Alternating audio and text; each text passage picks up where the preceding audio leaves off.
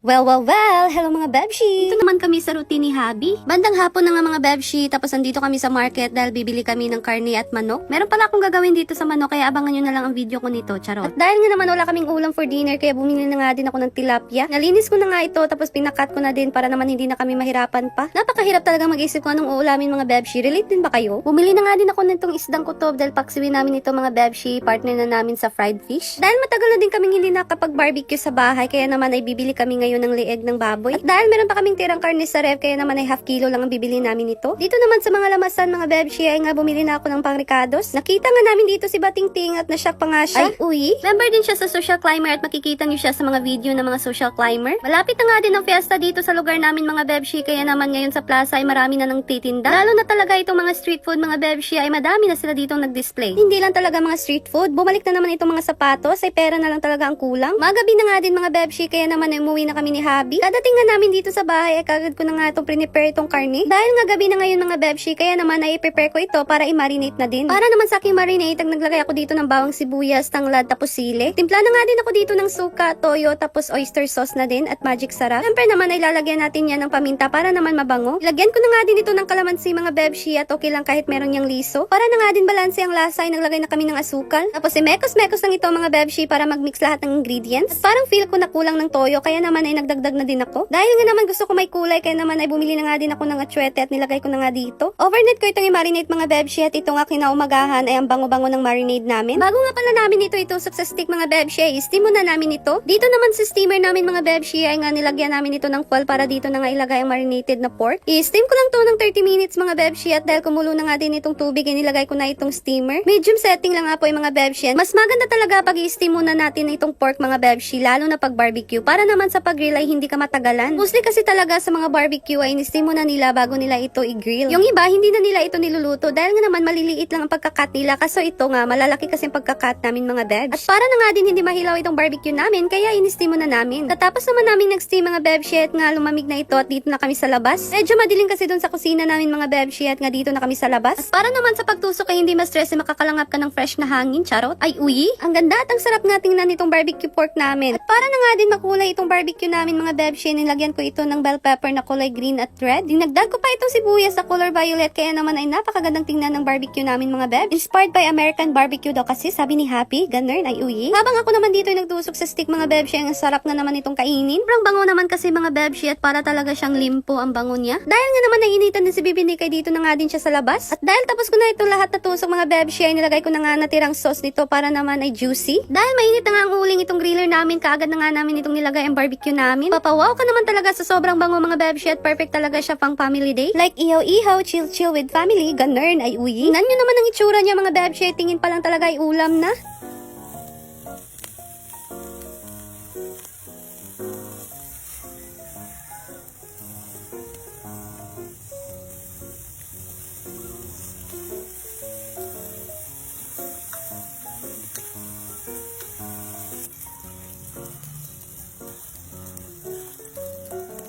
Narinig nyo naman yun mga bebshi at talaga namang napakabango. Ako talaga dito ay nagugutom na habang nag-iihaw nga. Kaya naman ay mas gusto ko talaga na kami na ang mag-barbecue kaysa naman bumili dun sa labas. Okay lang sana kung mahal tapos ganito naman kalaki ang cut, kaso nga lang ang mahal-mahal pero ang liit-liit. Kaya naman talaga ay masasayangan talaga ako pag bumibili ako ng barbecue na ganito sa labas. Much better talaga na homemade or kayo na ang gumawa para naman mas tipid at mas marami pa ang magagawa. Ayan na nga mga bebshi at luto na itong pork barbecue namin, tapos ito namang hotdog na barbecue. Ito nga lang suka ang sausawa namin mga bebshi at hindi na nga ako gumawa ng sauce pa ng barbecue. Masarap din naman ng suka isaw-saw nito, kaya naman ay for the go. Dito na nga din kami sa labas mag-lunch mga bebshi at ito nga ang ulam namin ngayon. Takam na talaga ako, kaya naman ay titikman ko na talaga itong pork barbecue namin. Sarap!